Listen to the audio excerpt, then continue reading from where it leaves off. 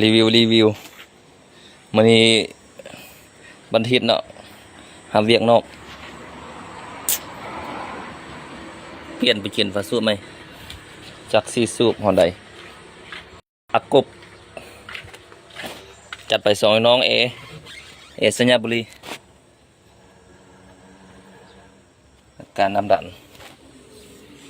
จบงานมางแล้วก็เราประกอบทำไมขอบใจเลยพ่อที่เอินใส่บริการทั้งลูกค้าทางหัวเสียงเนาะรักษาเอ็ดลูกค้าเก่าลูกค้าเดิมเสื้อใจสรพงษ์เนาะ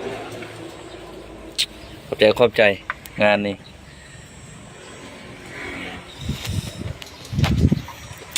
ไก่หรือใกล้ไปทั่วเลยนครหลวงเขานี่